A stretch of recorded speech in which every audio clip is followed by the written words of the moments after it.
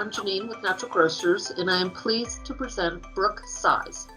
Brooke is a licensed professional counselor, board certified in holistic nutrition, and is certified in functional medicine. Welcome, Brooke.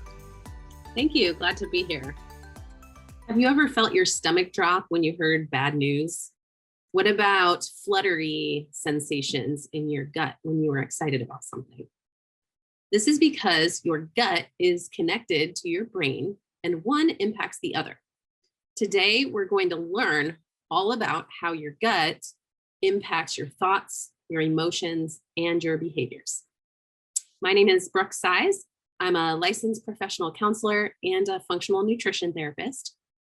And through my own health journey and my years getting trained in holistic nutrition, certified in functional medicine, and then specialized training in trauma therapy that's called SomaticExperiencing, I've learned how impactful these gut-brain connections are in chronic disease and also in mental health.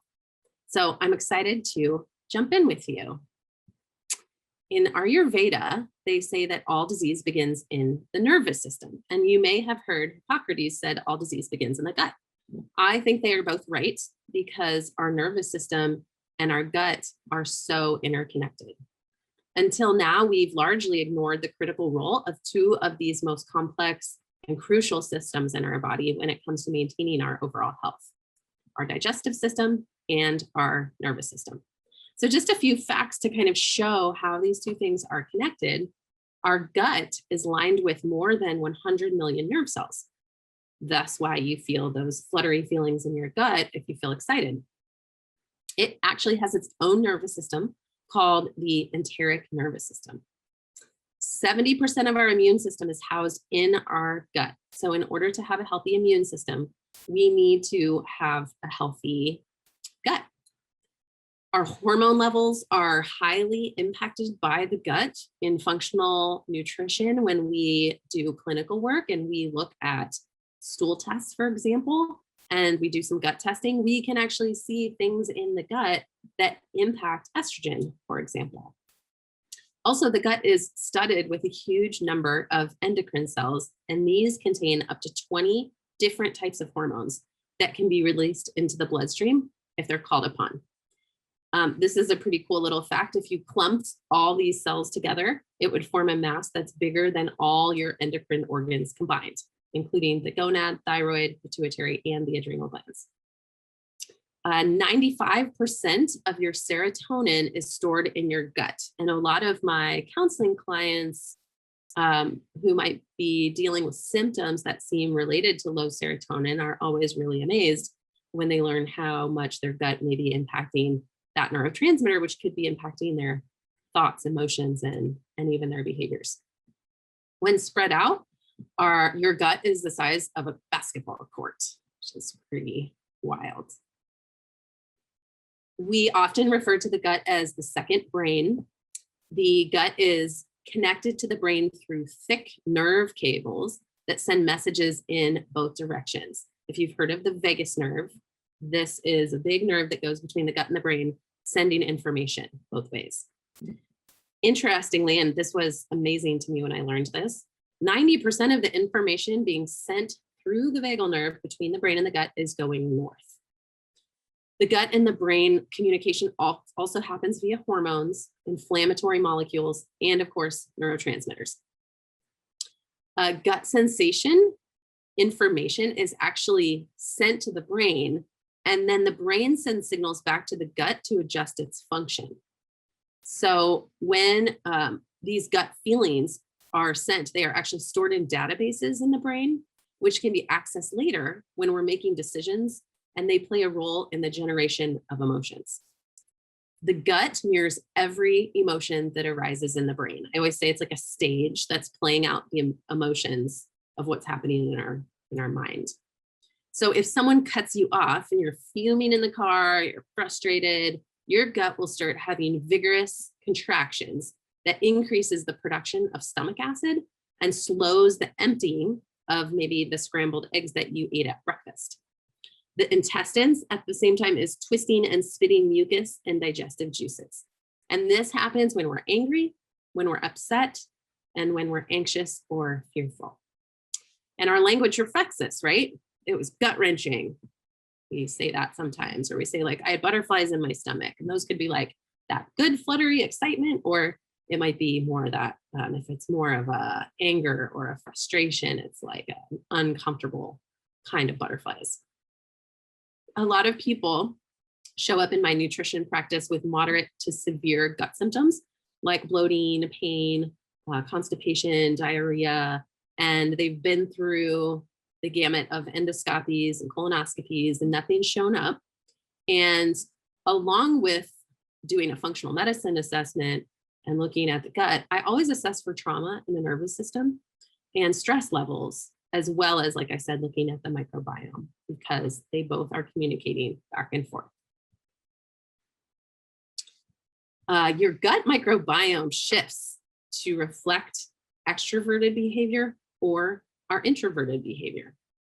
And the existing microbiome may actually help determine whether we're more extroverted or introverted. And this was found in studies in mice that were fecal pellets were transferred that contained the gut microbiota from an extroverted mouse. And it was put into a timid mouse, and the timid mouse started acting more like the gregarious donor mouse. So we've seen how our gut microbiome can impact weight and metabolism. And this is an example of how it actually impacts perhaps what's considered our personality. Transferring, in terms of metabolism, transferring stool and its microbes from an obese mouse with a voracious appetite can trigger a lean mouse with an average appetite to overeat. It's been found that ingesting a probiotic-rich yogurt for 4 weeks in healthy human females can reduce their brain's response to negative emotional stimuli. So we'll talk a little bit more about what that means here in a moment. Probiotics and the stress response. So in terms of how taking a probiotic can, or eating foods high in probiotics can impact stress. And this is something as a counselor and then also somebody who does nutrition, I find this really fascinating, that treating with probiotics can improve stress resilience because it helps the body pendulate between the stress and the relaxation response.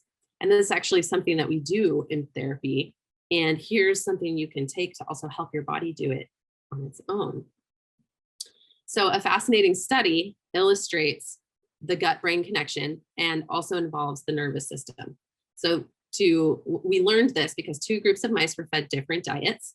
One got a sterile broth and the other received feed that had Lactobacillus rhamnosus, which is a species of a probiotic bacteria. Both of the groups were subjected to a mild water stress test. Mice don't like water. So they were placed in a bowl of water deep enough that they would be unable to escape. The group who was fed the sterile broth swam for 1 minute, then they swam for 2 minutes, then they swam for 3 minutes. And at about 4 minutes, they gave up and they just floated there. They sort of gave in to, okay, we're in water and we don't like it, but we're just going to float. And kind of were resigned to that unpleasant wet circumstance. The group who was fed the Lactobacillus rhamnosus swam for the same 4 minutes, the same 3 minutes, but then they swam for 4 minutes, they swam for 5, then 6, and they might have continued swimming, but the researchers removed them at this point because the result was pretty significant. To kind of further illustrate what was happening for the mice, corticosteroid levels and GABA neurotransmitter levels were measured during the stress test. And they found that in both groups of mice, when they were put in the water, they had a significant release of corticosteroid, which is a stress hormone. They got stressed. However, the levels were high in the broth-fed mice, higher in the broth-fed mice than in the L. rhamnosus mice. So stress levels didn't go as high in the mice that had had the probiotic.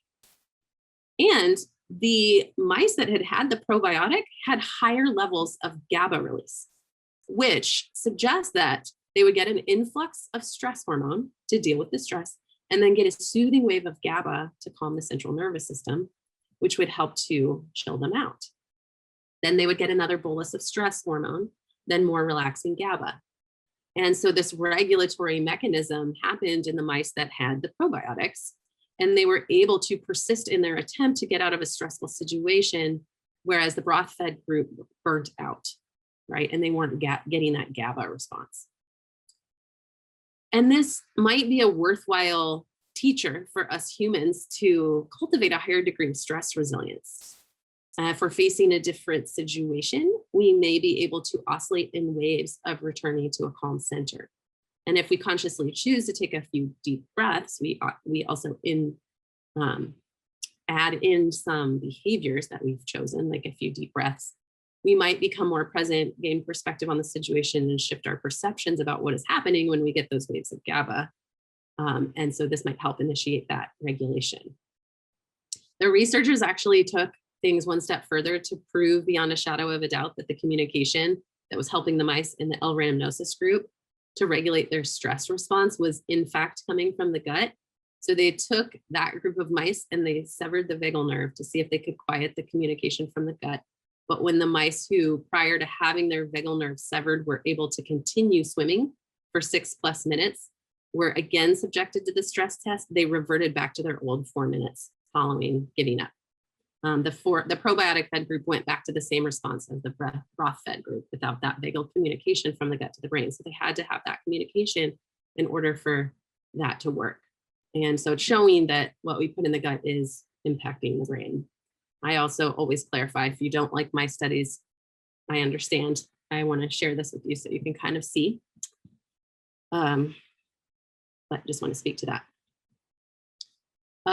Gut-focused hypnosis has shown great promise in research for helping toughest cases of irritable bowel syndrome.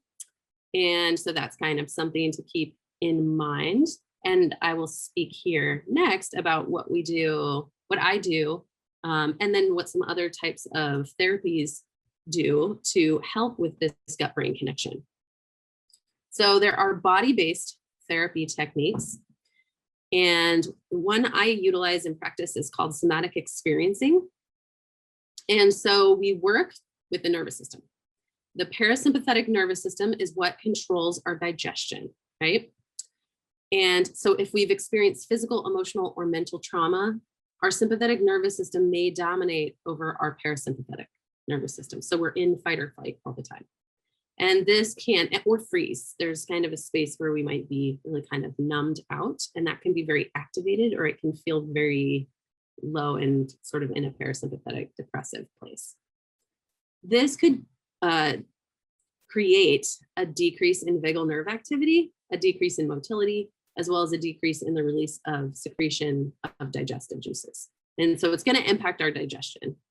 So we find that by increasing parasympathetic control, we can decrease inflammation coming from the gut and work to restore our ability to be in our parasympathetic nervous system, and at the same time restore our digestive function. And I came into this because in working for years with people on digestive health, we can go in circles doing those digestive protocols, but if we don't get on top of nervous system regulation and be able to land in our parasympathetic nervous system frequently, we can just kind of end up going in circles with the nutrition piece and not get where we want to go.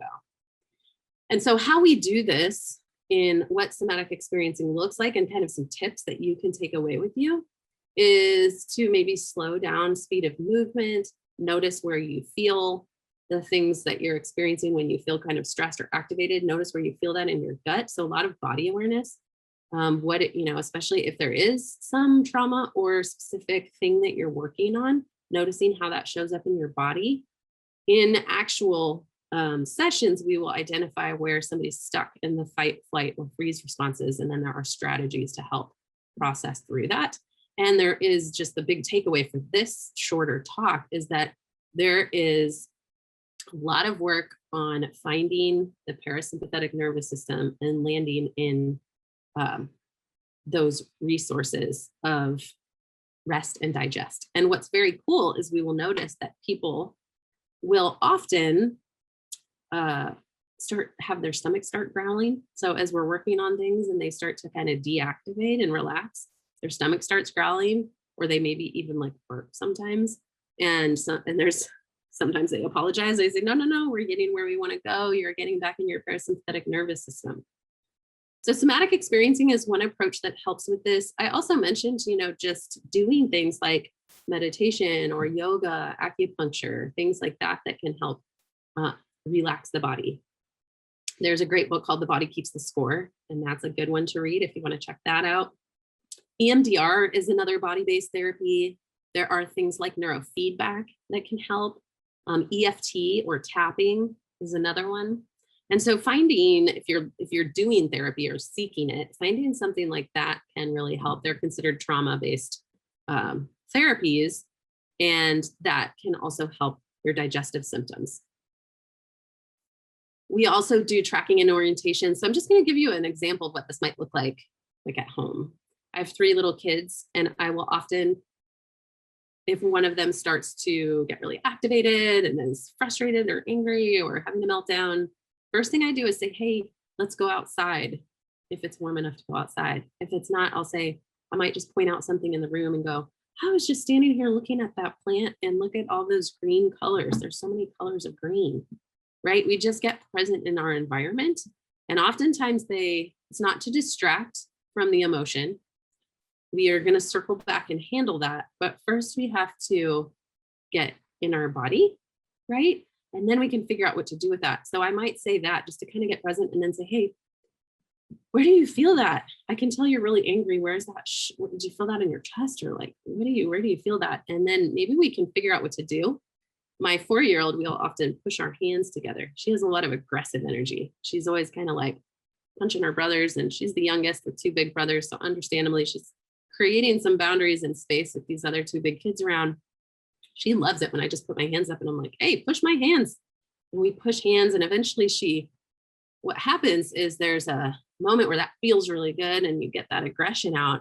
And then usually there's an exhale that happens from the holding, and a deep breath comes after that. And we're able to shift then into parasympathetic. So sometimes we have to walk into the activation a little bit. And that's something that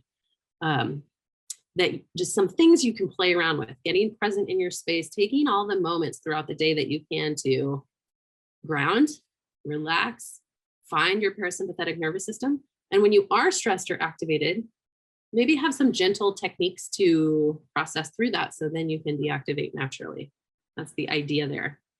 We work in somatic experiencing on pendulating between discomfort or trauma and the comfort or resources. And that builds resilience. Just like we saw with the probiotics, it's a similar approach in working in more of a counseling setting through nervous system regulation. All right. I wanted to mention, I don't have a slide on this, but some other takeaways. I wrote a few of them here on this next slide. Is that we talked about bringing your body into your emotional experience, maybe working with a therapist or playing with some of the things I mentioned. You can, do some of those other things written here, deep breathing. I love 4-7-8 breathing and often recommend people do that 3 times a day. You inhale for 3, count of 3, hold for a count of 4, and exhale for a count of 8. And you do that for 3 minutes. And it's been shown that if you do that for 3 minutes or more, it will help your system shift into parasympathetic activation and out of sympathetic. You can do that a couple times a day. You might schedule that in when you wake up in the morning, just sit up in bed and do the 3 minutes, maybe right before bed. Those are good times to add that to your routine. And then food-wise, make sure to eat probiotic-rich foods like cultured yogurt, kimchi, kefir, sauerkraut, etc. You can also take a probiotic, and there's lots of great ones out there. You can check those out at Natural Grocers is a great place to pop in and check those out. And then you may need to do some extra work on healing the gut. So a good place to start is often, getting in like bone broth and probiotic rich foods, maybe some slippery elm tea or marshmallow root or things that are healing for leaky gut, soothing to the lining of the gut. So there's a lot of things out there. There's something called the 5R gut healing protocol, which you can look up and see if there's some pieces of that you can do, or if you need to work with a practitioner, you might need to work with a functional medicine practitioner if you have a lot of symptoms going on to identify what is really going on in the gut, so you can kind of tailor the 5R gut healing protocol to what you have playing out. And I will tell you that when we see yeast overgrowth come up, or we see SIBO, which stands for small intestinal bacterial overgrowth, it is really pretty amazing. It takes a while to heal the gut, but getting those overgrowths down or that dysbiosis in check can happen a bit faster. And I sometimes see people's mood and emotions change very rapidly. We then need to stay on top of it and get a little deeper on why that was there in the first place and work through any other root causes going on for that. But you can see some pretty fast emotional shifts by treating the gut.